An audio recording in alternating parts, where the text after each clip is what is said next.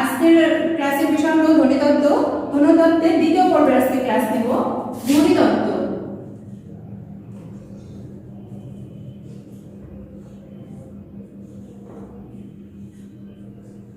গতদিন ধ্বনিতত্ত্বের প্রথম পর্বের ক্লাস নিয়েছি, স্বরধ্বনি শেষ করেছি।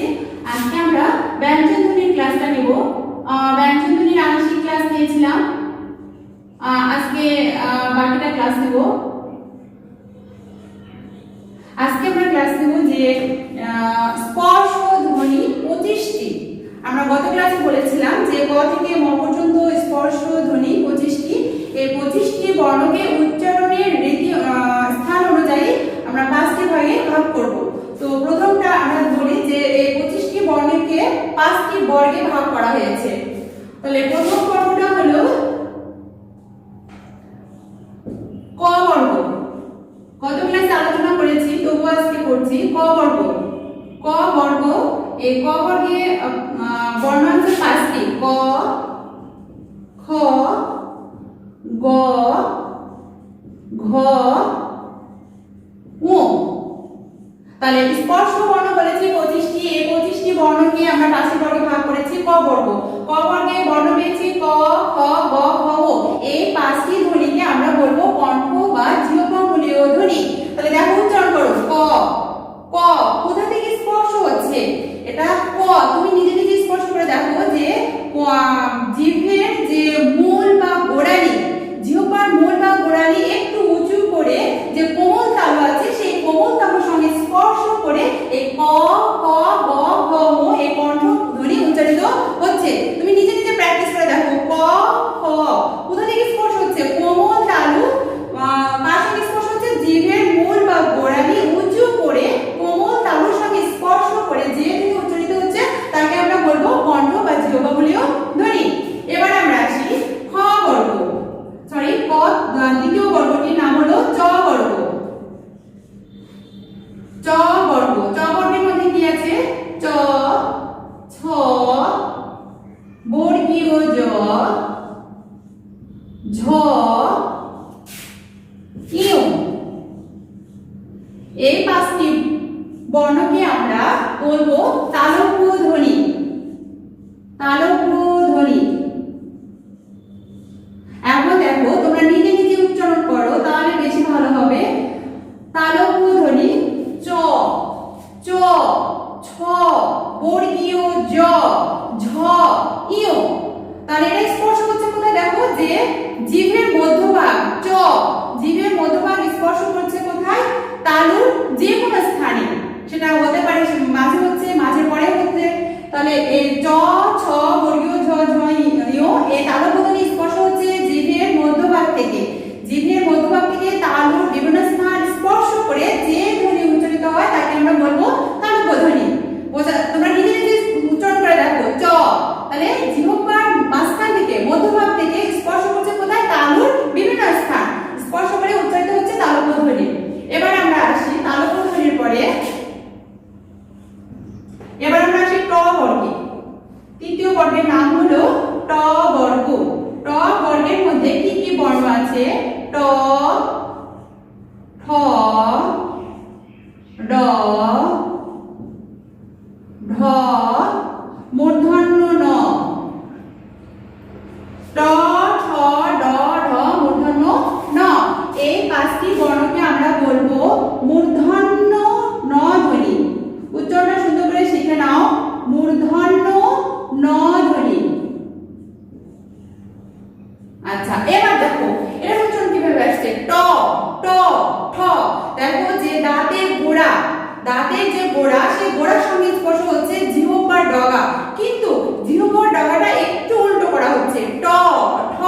তাহলে দাঁতের গোড়ার সঙ্গে জিহ্বার ডগা উল্টো করে স্পর্শ করে যে ধ্বনি উচ্চারিত হয় তাকে বলবো আমরা মূর্ধন্য ন ধ্বনি। আবার শোনো, ট, তুমি নিজে নিজে প্র্যাকটিস করো। ট, ঠ, ড, ঢ, মূর্ধন্য ন। তাহলে এটা কোথা থেকে উচ্চারণ হচ্ছে? দাঁতের গোড়ার সঙ্গে জিহ্বার ডগা উল্টো করে যে ধ্বনি স্পর্শ করে যে ধ্বনি উচ্চারিত হচ্ছে তাকে বলছি আমরা মূর্ধন্য ন। এবার আসি আমরা চতুর্থ বর্গে। না, চতুর্থ বর্গের নাম হলো ত বর্গ। ত বর্গ, ত বর্গের মধ্যে কি কি বর্ণ আছে দেখো, ত, থ, দ, ধ, দন্ত ন, ত, থ, দ, ধ, দন্ত ন। এই ত, থ, দ, ধ, দন্ত ন এই পাঁচটি বর্ণকে আমরা বলবো দন্ত ধ্বনি। উচ্চারণটা সুন্দর করে শিখে নাও, দন্ত ধ্বনি।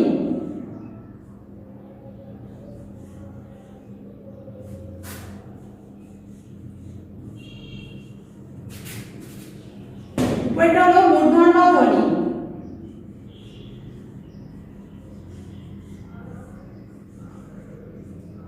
দন্তধ্বনির মধ্যে কি আছে দেখো, ত, থ, দ। দন্তধ্বনির মূর্ধন্য ধ্বনির সঙ্গে একটু মিল আছে, যে আমরা মূর্ধন্য ধ্বনিতে বলেছিলাম যে জিহ্বার গোড়ার সঙ্গে দাঁতের গোড়ার সঙ্গে তোমার হলো জিহ্বার ডগা উল্টো করে।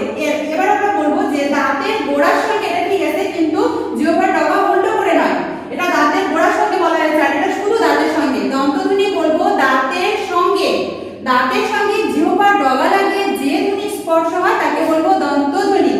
আর মূর্ধন্য ধ্বনি কি বলেছি, দাঁতের গোড়ার সঙ্গে, আর এটা বলেছি শুধু দাঁতের সঙ্গে। দাঁতের গোড়ার সঙ্গে জিহ্বার ডগা উল্টো করে যে ধ্বনি উচ্চারিত হবে সেটাকে আমরা বলবো মূর্ধন্য ধ্বনি। আর দন্তধ্বনি কি, দাঁতের সঙ্গে জিহ্বার ডগা লাগিয়ে যে ধ্বনি উচ্চারিত হয় তাকে বলবো আমরা দন্তধ্বনি। তুমি নিজে নিজে উচ্চারণ করো, ত, থ, ত, থ, কিন্তু এটা গোড়ার সঙ্গে হচ্ছে না, কোনোটা হচ্ছে কোনোটা হচ্ছে না। তাহলে দন্তধ্বনি কি, দাঁতের সঙ্গে জিহ্বার ডগা লাগিয়ে যে ধ্বনি উচ্চারিত হবে তাকে বলবো আমরা দন্তধ্বনি। এবার আমরা আসি পঞ্চম বর্গে, প বর্গ। প বর্গ, প বর্গের মধ্যে আছে প, ফ, ব, ভ, ম। এই হলো মোট স্পর্শ বর্ণ, যে 25টি বলেছিলাম, এই হলো 25টি বর্ণ। এখন প, ফ, ব, ভ, ম এটাকে আমরা বলবো ওষ্ঠধ্বনি।